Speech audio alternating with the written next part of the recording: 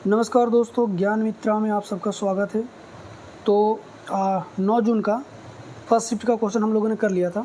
आज हम लोग 9 जून का ही सेकंड शिफ्ट का क्वेश्चन करने वाले हैं। ठीक है, RRB NTPC level CBT level 1 का। ठीक है, तो चलिए शुरू करते हैं। देखिए, पहला क्वेश्चन आज का है, निम्नलिखित में से किसने अपने उपन्यास ऑर्बिटल, जो अलगाव मानवीय स्थिति और पृथ्वी के साथ हमारे संबंधों के विषय की प्रताड़ना करता है, के लिए 2024 में बुकर पुरस्कार जीता था? आपको बताना वो कौन था। तो इसका आज आंसर हो जाएगा समंथा हार्वे। ठीक है, इसका करेक्ट आंसर हो जाएगा समंथा हार्वे। अगला क्वेश्चन है, 2025 के दिल्ली विधानसभा चुनाव में भारतीय जनता पार्टी बीजेपी को कितने वर्षों के बाद बहुमत मिली और उसे कितने सीट मिले, ये बताना है। ठीक है, तो 27 साल के बाद बहुमत मिली और उसे 48 सीट मिले। ठीक है, चलिए अगला क्वेश्चन है, कौन सा समझौता नागरिकता अधिनियम 1985 से संबंधित है? ठीक है, इसका आंसर हो जाएगा असम समझौता।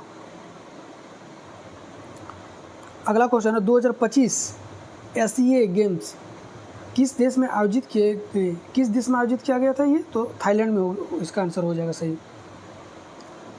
नेक्स्ट है, देश में गरीबी रेखा से नीचे रहने वाले आबादी के प्रतिशत को निम्न में से किसके द्वारा मापी जाती है? यानी कि गरीबी रेखा से जो आबादी देश के गरीबी रेखा से नीचे है उसको कैसे मापते हैं, ये आपको बताना है। तो इसका आंसर हो जाएगा गरीबी हेड काउंट अनुपात। ठीक है, अगला क्वेश्चन है, सर्वोच्च न्यायालय ने डैश के संदर्भ में स्वयं को सतर्क प्रहरी के रूप में वर्णित किया है? तो मौलिक अधिकारों की संरक्षण के लिए। ठीक है, दिसंबर 2024 में निम्नलिखित में से किसे भारतीय रिजर्व बैंक का 26वां गवर्नर नियुक्त किया गया? तो इसका आंसर हो जाएगा, आप लोग को पता होगा, संजय मल्होत्रा को किया गया है हाल ही में। चलिए अगला क्वेश्चन है, स्वतंत्रता के बाद सहकारिता भारत के किस नियोजन पहल का एक अभिन्न अंग बन गया? ठीक है, ये हो जाएगा पंचवर्षीय योजना। उच्चतर शिक्षा और अखिल भारतीय सर्वेक्षण 2021-22 के अनुसार भारत में उच्चतर शिक्षा में सकल नामांकन अनुपात GR कितना था, ये आपसे पूछा गया है। तो इसका आंसर हो जाएगा 28.4%। ठीक है, अगला क्वेश्चन है, किस घटना ने ब्रिटिश विलय नीति के अंतिम पतन को चिन्हित किया? ठीक है, इसका हो जाएगा 1857 के विद्रोह। नेक्स्ट क्वेश्चन है, भारत छोड़ो आंदोलन के बाद पहली समानांतर सरकार किस शहर में स्थापित की गई? तो भारत छोड़ो आंदोलन के बाद पहली समानांतर सरकार किस शहर में? तो ये हो जाएगा इसका आंसर सतारा में। अगला क्वेश्चन है, निम्नलिखित में से कौन सा कथन गोरखनाथ शर्मा बनाम छत्तीसगढ़ राज्य मामले का सही वर्णन करता है? जैसे कि छत्तीसगढ़ उच्च न्यायालय ने फरवरी 2025 में फैसला सुनाया था।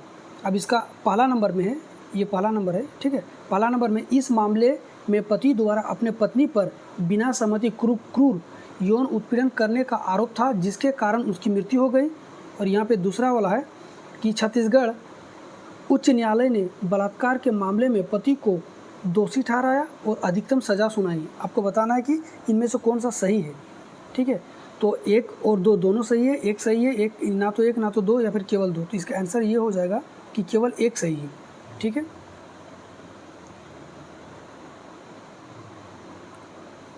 निम्नलिखित में से कौन सा देश भारत से केवल समुद्री सीमा द्वारा अलग होता है? तो समुद्री सीमा द्वारा सिर्फ मालदीव हो रहा है। देखिए, भूटान लैंड के साथ लगा हुआ रहता है, नेपाल भी और म्यांमार भी, सब ज़मीनी सीमा साझा करता है। अगला क्वेश्चन है, टूथपेस्ट में मौजूद वह सामान्य घटक निम्नलिखित में से कौन सा है जो दांतों को क्षय को रोकने हेतु अधिक अम्ल को उदासीन करके दांतों को साफ करता है? तो ये होता है क्षार। ठीक है, हम लोग को पता है कि हम लोग का जो लार होता है वो स्लाइडली एसिडिक होता है, ठीक है। और टूथपेस्ट में क्या होता है, ये क्षारीय होता है, बेसिक नेचर का होता है। नेक्स्ट है, प्लास्टिक प्रदूषण को समाप्त करने के लिए अंतर सरकारी वार्ता समिति INC 5 का 5वां सत्र कहाँ आयोजित किया गया? तो इसका आंसर हो जाएगा बुसान, दक्षिण कोरिया में।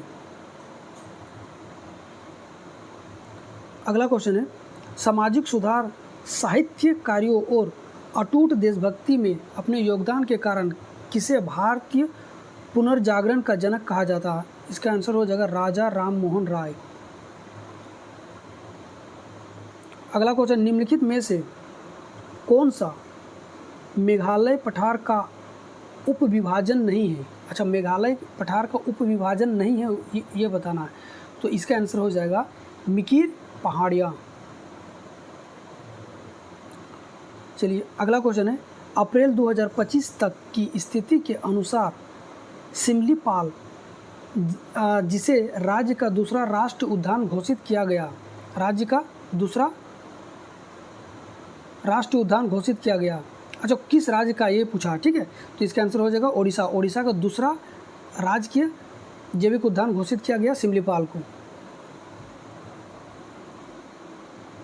नेक्स्ट है, निम्नलिखित में से कौन सा कथन सही है? ठीक है, तो इसका आंसर हो जाएगा ASCII संख्यात्मक कोड के रूप में कैरेक्टरों को निरूपित करता है, ठीक है। ये क्या करता है, ASCII जो होता है ये एक इंटरनेशनल कोड दिया गया है, जो कि ए के लिए शायद 26 होता है, इसलिए B, C, D हर एक कोड के लिए एक अलग अलग कैरेक्टर जो दिया गया है, ठीक है। तो ये इसका करेक्ट आंसर हो जाएगा। 2025 विश्व मुक्केबाजी कप में अविनाश जामवाला की उपलब्धि क्या थी? 2025 विश्व कप के पूछा, मुक्केबाजी कप की पूछा गई, ठीक है। उन्होंने 65 kg वर्ग में रजत पदक जीता, ये इसका सही हो जाएगा आंसर। अगला क्वेश्चन है, पश्चिमी क्षत्रिय वंश का कौन सा शासक मुख्य रूप से काठियावाड़ में सुदर्शन झील के जीर्णोद्धार के लिए प्रसिद्ध है? इसका आंसर हो जाएगा रुद्रदामन प्रथम, ठीक है। अगला क्वेश्चन है, गोंड चित्रकला में सतह पर छुई मिट्टी के आलेपन का उद्देश्य क्या है?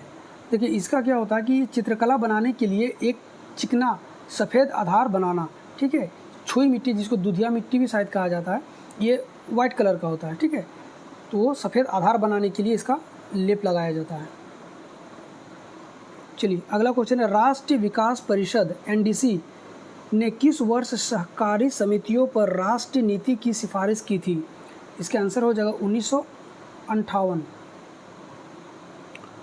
अगला क्वेश्चन है, MS पावरपॉइंट 2019 में सेव किए गए पावरपॉइंट फाइल को लोड करने हेतु ओपन विकल्प का एक्सेस के लिए सबसे पहले निम्नलिखित में से कौन सा टैब सेलेक्ट करना होगा? तो अब पता है कि सबसे पहले तो फाइल को ही हम लोग फाइल टैब को करेंगे।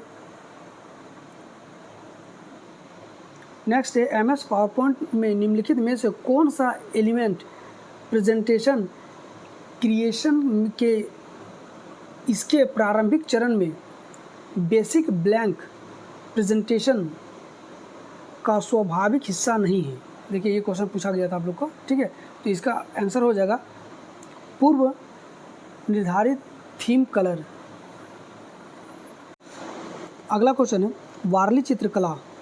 वारली चित्रकला में दीवार तैयार करने के लिए लिपाने नामक, ठीक है, लिपाने नामक पहले चरण में किस प्राकृतिक सामग्री का उपयोग किया जाता है?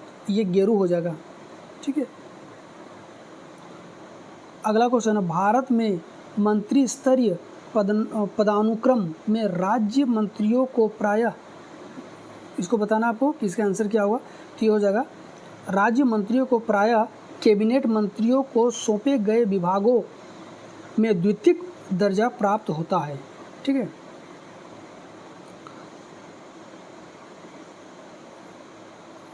चलिए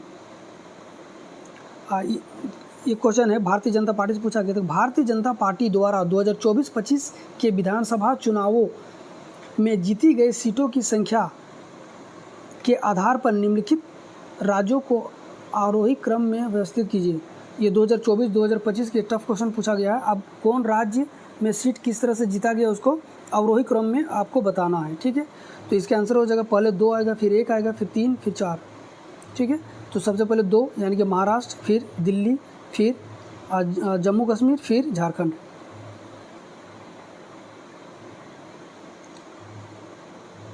अगला क्वेश्चन है, निम्नलिखित में से कौन सा थार रेगिस्तान पारिस्थितिक तंत्र के क्षरण में अधिक योगदान नहीं देता है?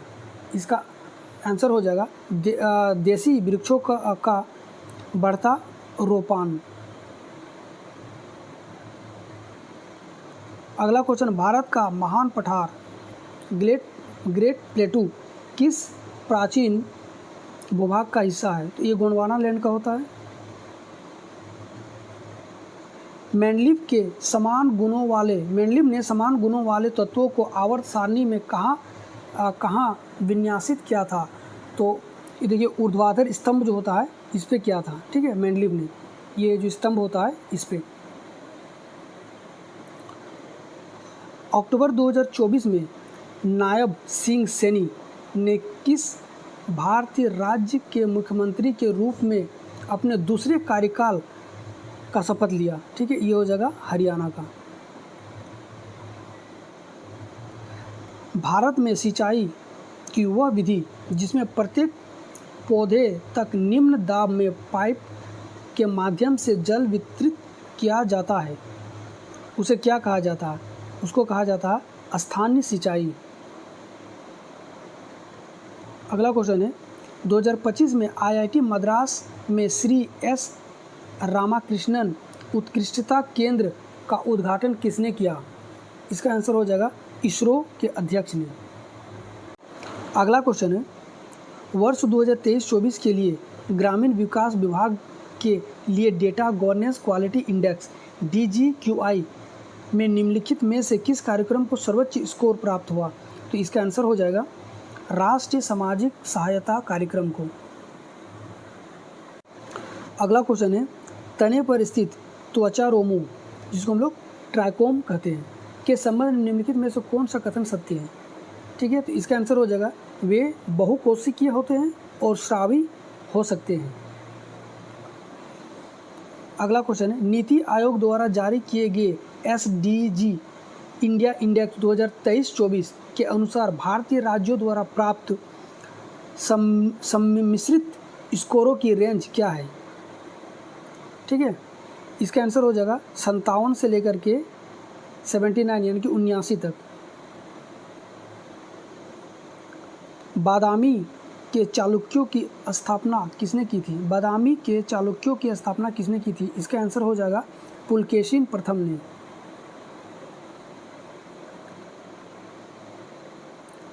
नेक्स्ट क्वेश्चन है, फाइल सिस्टम के संदर्भ में फाइल सिस्टम मेटाडेटा का प्राथमिक उद्देश्य क्या है?